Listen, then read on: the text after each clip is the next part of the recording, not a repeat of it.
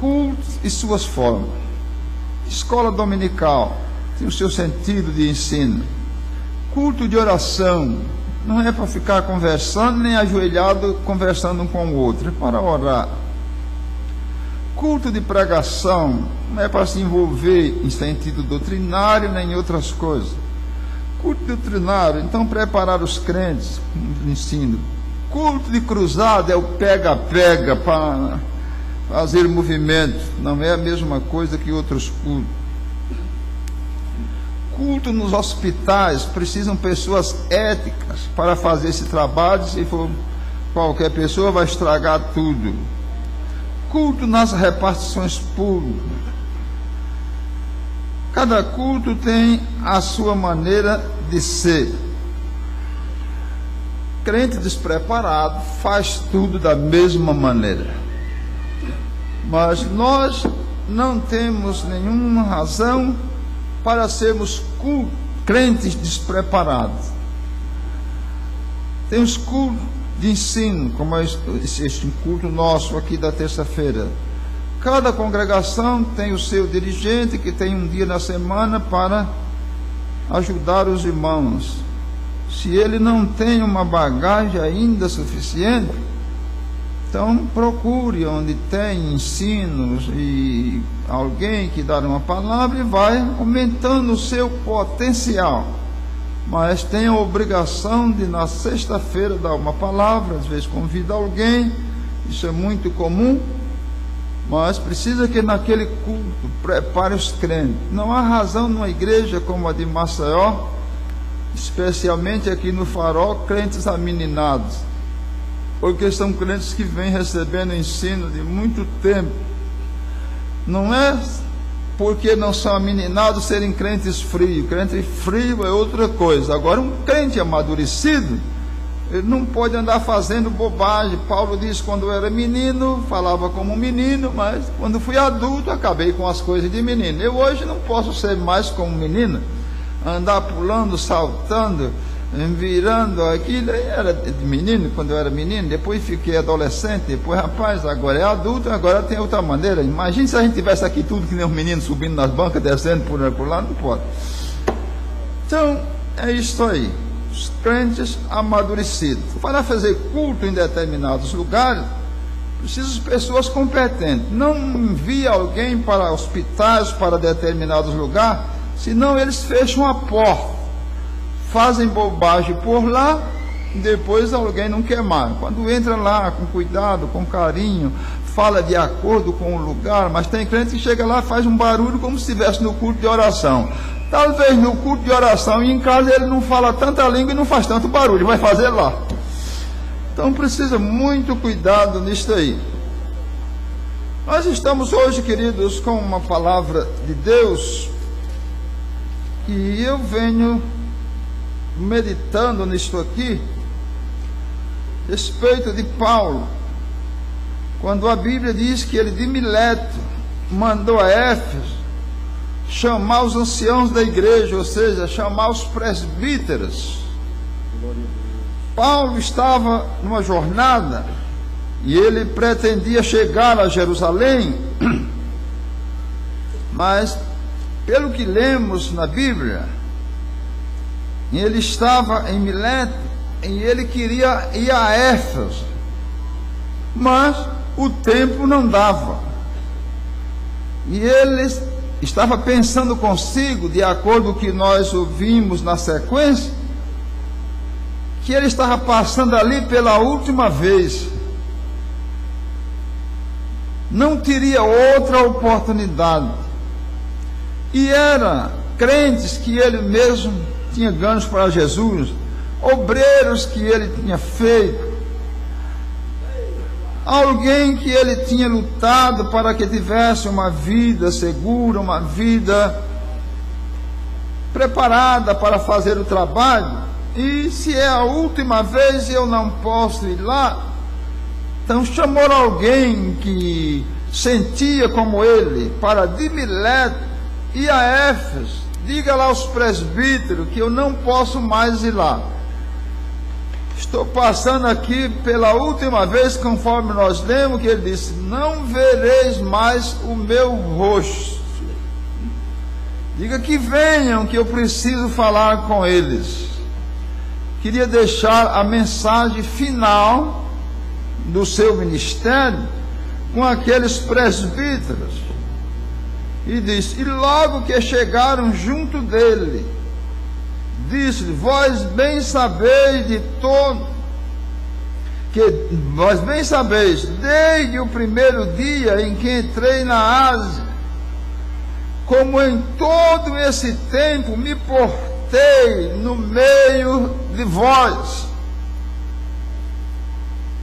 Não se conhece uma pessoa com uma semana, não se conhece uma pessoa com um mês, não se conhece uma pessoa com um ano.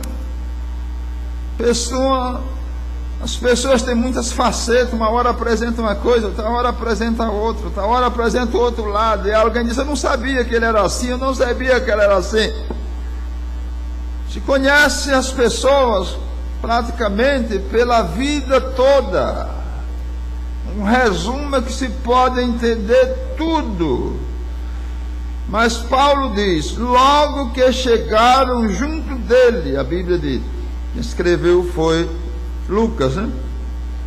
Logo que chegaram junto dele, disse-lhe: vós bem sabeis desde o primeiro dia em que entrei na Ásia, como em todo esse tempo me portei no meio de vós.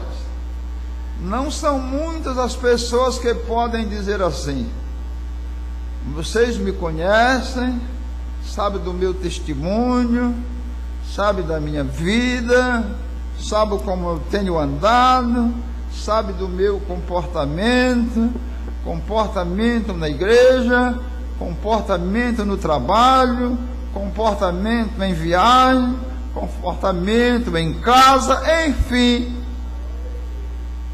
vocês me conhecem. Tem pessoas que na igreja é uma coisa, em casa é outra, no trabalho é outra, e em viagem olha para a direita, olha para a esquerda, se não vê ninguém, faz como um menino que eu criei.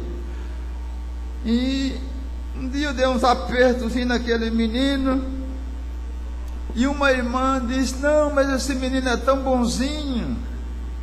E o irmão estava apertando com ele. Quando foi um dia, Francisquinha, vamos para Marechal Deodoro, vamos dirigir o culto lá. Chamei a irmã, deixei em casa, entreguei o menino, recomendei tudo direitinho.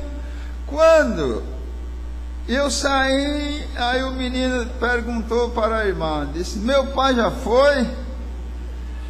Aí a irmã disse: já. Aí ele fez: ihi.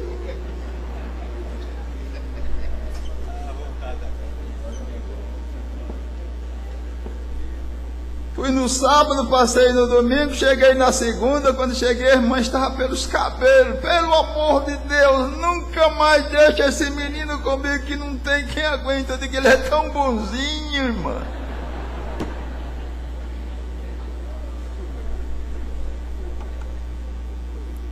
Tem crente que é assim. Não sei se foi verdade, mas lá vai a carga, né? Uma irmã disse que chegou na igreja e chegou com movimento de cozinha, chegou com uns paninhos e ficou aí no pé do púlpito. Aí na hora disse o pastor: eu quero uma palavra.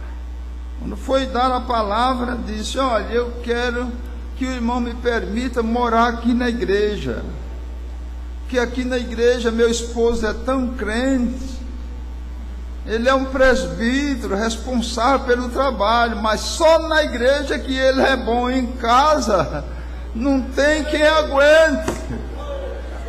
E eu pergunto: quem dos senhores que é assim?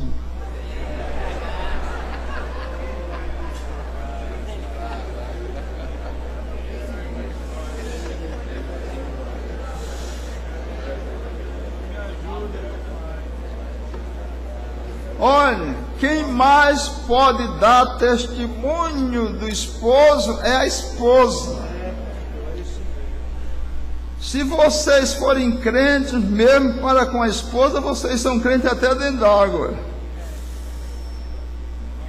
Que a esposa acompanha quando dorme, acompanha quando levanta, acompanha no almoço, acompanha no andar, acompanha. Uma esposa inteligente olha para o esposo, sabe se ele está contente, se ele está triste, se ele está com raiva, o que é que ele está. Só pela cara e o jeito de andar, uma mulher sábia conhece o esposo. Embora também tenha mulheres que não conhecem o esposo, não sabem nada da vida dele. Dispensa comentário isso aí. Mas eu sei que tem mulheres que conhecem tudo. Colocaram um dia um irmão num lugar e a esposa no outro. E perguntaram ao irmão o que era que a esposa gostava. E entraram em detalhes, uma coisa e outra. E perguntaram à esposa. Quando juntaram, quase que não conheciam um ao outro, porque as respostas foram todas ao contrário. O marido tem a obrigação de conhecer a mulher nos mínimos detalhes, a esposa tem a obrigação de conhecer o marido nos mínimos detalhes, até porque se ele tiver em certa dificuldade, ela pode ajudar. Não é aquela que o marido vai chegando em casa com o rosto às vezes transformado e já vem respirando no último grau, e quando chega em casa a esposa, em lugar de ter uma palavra de consolação para ele, por qualquer coisinha diz: quem foi que te mordeu por lá? Não tem nada de quem te mordeu por lá, nem quem te mordeu para cá. Se é a esposa, e a esposa é companheira, o esposo é companheiro, as lutas vêm, as lutas vão, mas os dois resolvem tudo em nome do Senhor. Sem falar dos filhos que vêm aí como vigias, vê se os pais brigam, se as mães brigam, os vizinhos também estão aí. Não pode dizer como Paulo, e logo que chegaram junto dele, disse-lhe: vós bem sabeis, desde o primeiro dia em que entrei na Ásia, como em todo esse tempo me portei no meio de vós.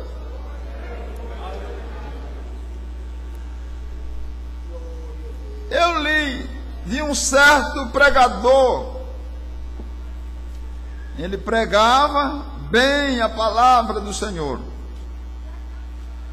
E diz o texto lido naquele livro,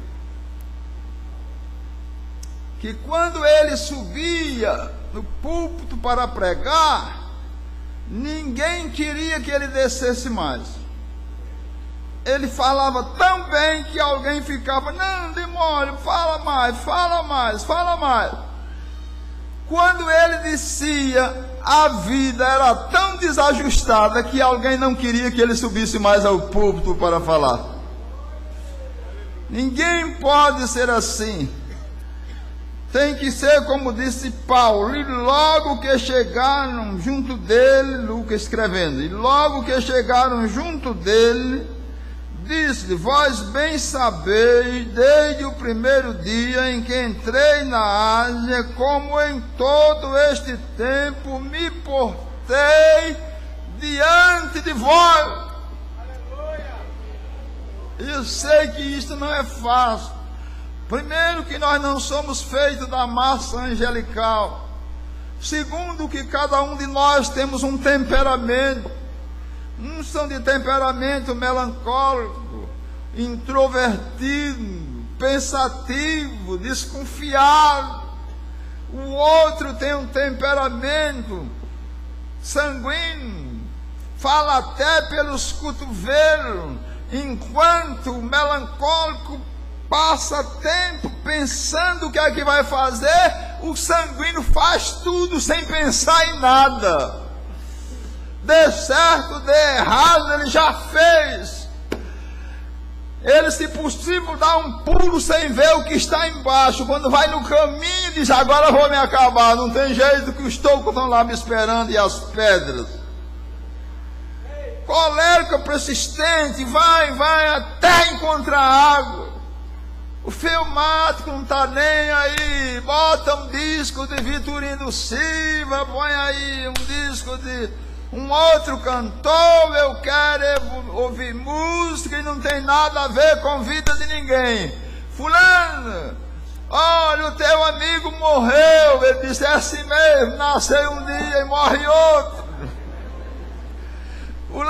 Fulano está com fome, amanhã aparece comida para ele, não quer saber de vida de ninguém, só pensa em si mesmo, em busca de louvor, em busca de música. Para ele está tudo certo. Então cada um tem de Deus o seu próprio temperamento, mas eu já li que os temperamentos podem serem controlados pelo Espírito Santo. Eu sei qual é o meu temperamento, mas quando ele quer aparecer, digo: mas não é por aí o caminho. Ele tem que ser controlado. Você sabe que temperamento tem, mas você controla. Nenhum temperamento é péssimo. Deus não dá nada ruim a ninguém. Vamos lá, que alguém é de um temperamento sanguíneo, ou é um evangelista de primeira classe, fala até pelos cotovelos. Se for um vendedor de primeira classe. Mas pode dizer: eu sou um vendedor, sou um bom vendedor, e fulano é melancólico, desconfiado, não pensa muito, não faz nada. Não entre na área, deixe lá. O melancólico, ele para, fica lá num lugar, ele começa pensando, ele começa refinando, ele começa entrando na órbita espiritual, ele começa chegando perto de Deus, ele tem tempo para ficar com Deus, as lágrimas começam descendo e o lábio glorifica o nome do Senhor. Cada um tem de Deus o seu próprio temperamento. Agora, não dê expansão para escandalizar o Evangelho. Li também nessa mesma área de um homem que dizia assim, que ele era um trovão na mensagem, trovejava na doutrina. Quando estava falando, era um trovão, e fuzilava na ação. Não sabe que quando o relâmpago abre, que ele fuzila, a explosão já houve lá, trovão e relâmpago. Então disse o irmão, tinha alguém que na mensagem era um trovão, e na ação, na sua maneira de viver, na sua maneira de andar, assemelhava-se ao relâmpago. Aí está bem, Paulo tinha estas qualidades. Paulo na mensagem era um trovão, e na ação era como se fosse o relâmpago. E ele diz: e logo que chegaram junto dele, Lucas escrevendo, e logo que chegaram junto dele, disse: vós bem sabeis, desde o primeiro dia em que entrei na Ásia, como em todo esse tempo me portei no meio de vós. Você pode dizer amém? Amém. Por onde você tem andado, o povo gosta de você, o povo te odeia. Como é então? Eu teria duas coisas a falar agora, uma para o obreiro e outra para as pessoas. Uma certa irmã, ela disse ao pastor: pastor, por que é que todo mundo é amado e eu não sou? O pastor disse: eu não te conheço, deve existir uma razão. Um dia, ela disse: pastor, eu vou viajar com a irmã fulana. Está bem. Vou pedir uma coisa a você: tudo que acontecer na viagem você escreva, me traz um relatório. Sim, senhor. Viajaram adiante, tinha um menininho chorando, aquela irmã, outra amiga dela, fez assim, em volta do menino, ajeitou para lá, ajeitou para cá, botou no braço, o menininho ficou alegre, seguiram a viagem. Adiante, encontraram outro menino chorando, ela foi na bolsa, tirou uma bala doce, entregou o menino, botou no braço e seguiu. Quando voltaram da viagem, aí ela entregou o relatório, o pastor leu, disse: isso aqui aconteceu? Disse: aconteceu. Ela deu uma balinha doce ao menino, foi. E a outra, ela botou no braço, fez uma gracinha com ela, foi. E você? Disse: não, não fiz nada. Então descubra por que é que o povo gosta dela. Ela cuida dos meninos, ela cuida das pessoas, ela dá uma balinha doce. Você já deu bala doce a alguém? Não. Então é a razão que ninguém gosta de você. Se você quer ser amado, se você quer ser procurado, faça alguma coisa, saiba de alguma coisa e faça alguma coisa. Você tem dado bala doce a alguém? Você tem procurado consolar alguém quando está triste? Você tem procurado ajudar alguém quando está em dificuldade? Como é que alguém vai gostar de você, que você não faz nada por ninguém? Você pensa em você e em você mesmo. Jesus disse que não tinha vindo a este mundo para ser servido, mas para servir. Quem serve a Deus, serve ao seu próximo, consegue algumas amizades. Servindo ao Senhor com toda humildade, nosso meio não comporta exaltação. O exaltado, ele começa bem, termina mal. O humilde, ele começa saindo de debaixo da terra, parecendo mais com a preguiça, mas vai saindo, vai crescendo e chega ao tempo que Deus abre para que todos vejam. A Bíblia fala da humildade de Jesus. Pense se você já pelo menos pensou de fazer isso. Pense se pelo menos você já pensou de fazer isso. Cingir-se de uma toalha, sendo o chefe, trazer uma bacia com água, banhar os pés dos discípulos. Pedro estranhou aquilo e disse: não, Senhor, de modo nenhum, não vem banhar os meus pés. Parecia que ele estava fazendo uma grande coisa, mas Jesus sabia com quem estava falando. Disse: se eu não banhar os teus pés, tu não tem parte nem sorte comigo. E Pedro disse: não, então agora é a cabeça, é tudo. Essa gente quando parte para o outro lado, é tudo agora. Não, agora não só os pés, mas os braços, a cabeça, como quem diz: me dá um banho. Jesus disse: não, é só como eu estou fazendo. E eu estou dando um exemplo para vocês. Quem quiser ser o maior no reino de Deus, se apresente como menor, como criança.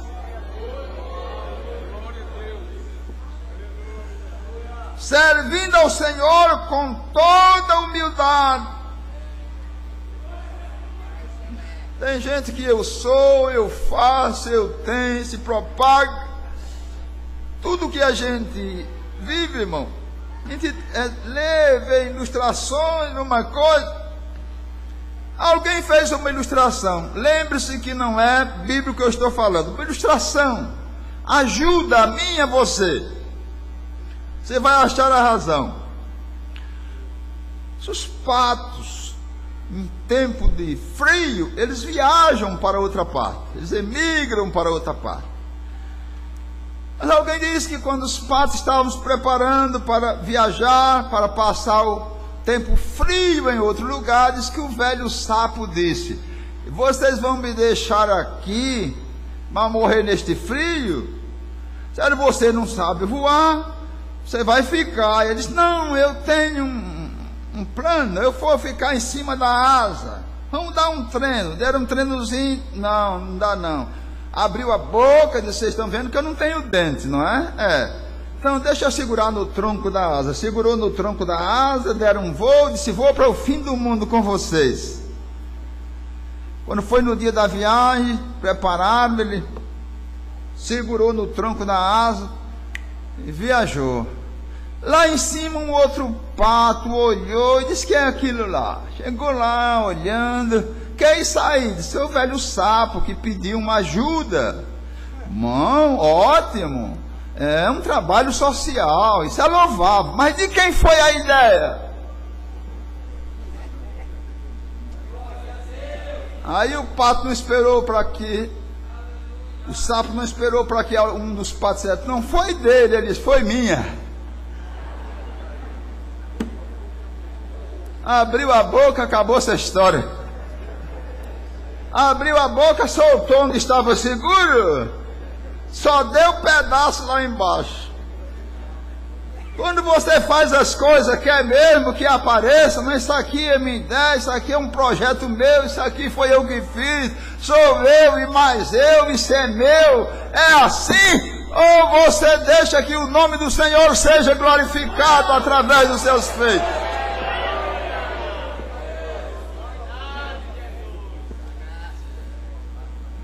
Viajava com o pastor Lau, que já dorme no Senhor. E viajando, um irmão contou uma história de um irmão que ia viajando. Preste bem atenção. Ia viajando, encontrou-se com uma irmã, não tinha dinheiro para viajar no trem, e ele também só tinha o dinheiro da passagem. Então disse: não, a senhora vai no trem e eu irei a pé, que eu aguento. Tá bom. Viajou. E ele foi a pé. Mas lá adiante, e depois ele teve um sonho. Foi um sonho. Sonho é um conjunto de ideias e imaginações que se manifesta o Espírito enquanto a gente dorme, mas também Deus fala por sonho. Ele teve um sonho que chegava no céu. Sonho. Aí encontrou lá com alguém que disse: ah, tá bem, você agora vai receber o que você fez na terra.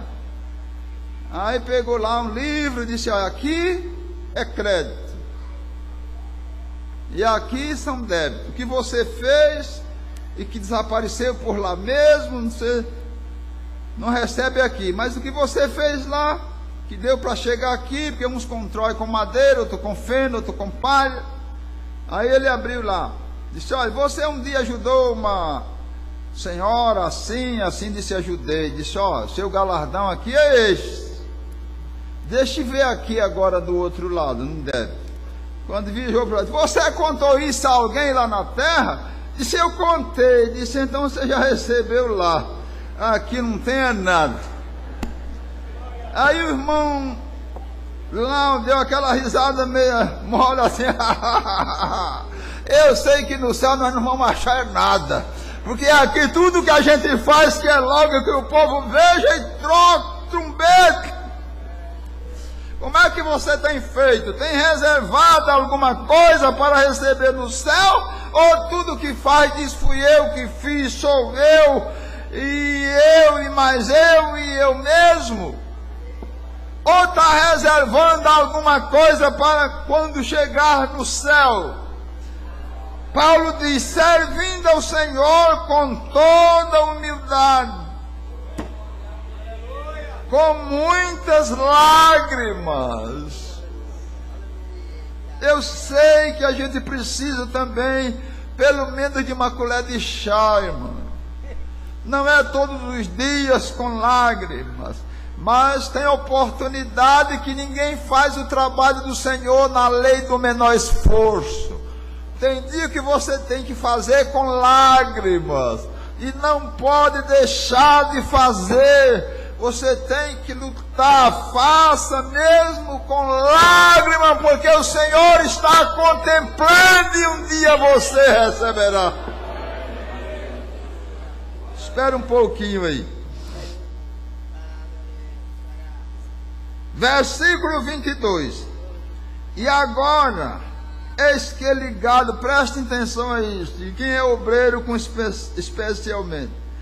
E agora, eis que ligado eu pelo Espírito vou a Jerusalém, não sabendo que lá me há de acontecer. Tinha coragem de ir?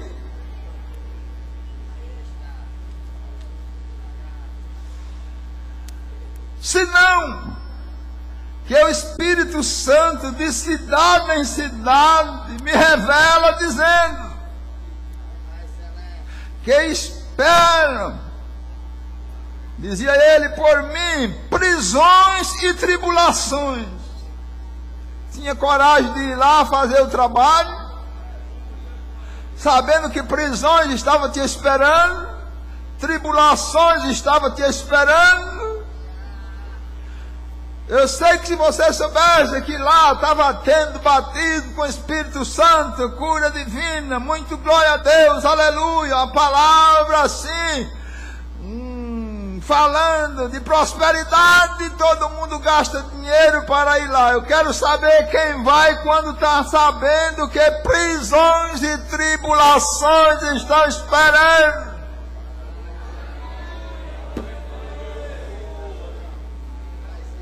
Mas disse Paulo,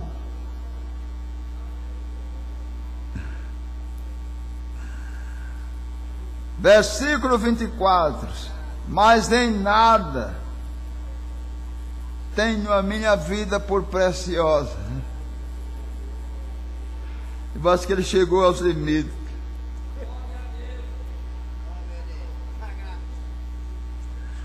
Contanto que cumpra com alegria. Não era com tristeza. Não adianta fazer nada para Deus com tristeza que Ele não recebe. O que fizer, faça com alegria. Contanto que cumpra com alegria a minha carreira e o ministério que recebi do Senhor Jesus para dar testemunho do Evangelho da graça de Deus. E agora, na verdade, sei que todos vós, por quem passei pregando o reino de Deus, não vereis mais o meu rosto. Estou indo, vou a Jerusalém. O que o Espírito Santo tem me revelado é prisões, perseguições, açoites. Mas eu quero cumprir a minha missão, ministério que recebi do Senhor Jesus, e eu irei. Talvez vocês não verão mais o meu rosto. Querido, isso aqui é palavra de quem é convertido, de quem é realmente salvo, de quem tem compromisso com Deus, de quem decide mesmo, haja o que houver, aconteça o que acontecer. Eu quero permanecer firme na fé para receber de Deus o meu galardão. Mas existem muitas pessoas que o culto para eles só se disser que vai vir uma bênção, vai receber a chave de uma casa, vai receber um carro, vai receber isso, vai receber... Tudo isso Deus nos dá, mas primeiramente Deus quer o que a Bíblia diz: se alguém quiser vir após mim, negue-se a si mesmo, tome cada dia a sua cruz e siga-me. Quem quiser salvar a sua vida, perdê-la-á. O que dará o homem? Recompensa da sua vida. O que terá o homem, mesmo que ganhe o mundo inteiro e por fim venha perder a sua alma? Ninguém é permanente aqui. Temos os nossos sentimentos, a nossa natureza, humana, mas a gente precisa dominá-la, controlá-la e saber que nós não somos daqui. Nós estamos morando em terra alheia. A Bíblia diz: a nossa cidade está no céu, de onde esperamos o Senhor e Salvador Jesus Cristo, que transformará o nosso corpo abatido em um semelhante ao seu. Leve isto para a sua casa, para você pensar. Leia o capítulo 20 de Atos, leia cuidadosamente, que tem mais alguma coisa para você ver. Estamos vivendo em dias que às vezes até para o trabalho se precisa de pessoas, mas eu quero saber quanto é que rende lá, o tipo do lugar que eu vou ficar, se é cidade, se é um distrito, se é isso, se é aquilo. Isso me dói na alma, me amargura demais. Nós não somos daqui, nós somos cidadãos do céu. Não tem nada a ver com o tamanho de cidade. Eu quero saber quem é que está lá para receber a palavra do Senhor, que está gemendo em busca de um pão espiritual.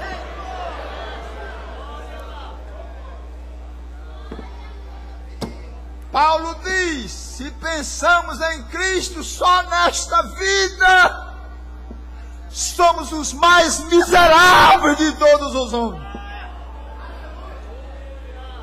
Deixe que Deus mande rios de bênçãos. Ele é fiel, paga bem a quem lhe serve.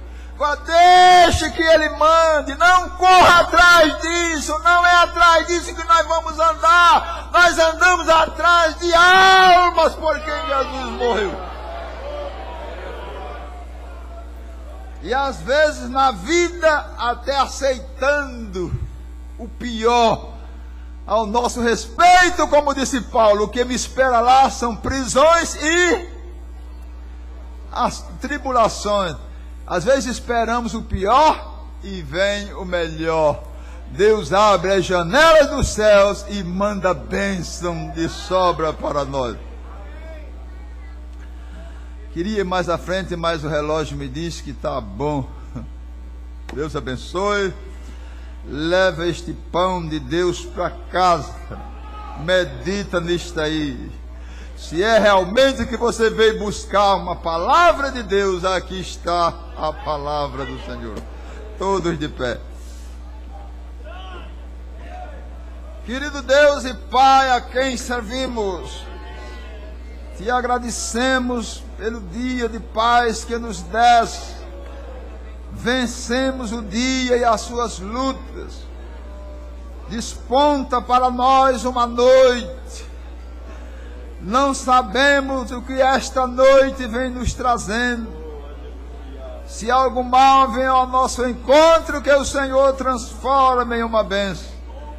Despede em paz os teus servos, cada um para a sua casa. Supra as suas necessidades. Manda os meios necessários para cada um.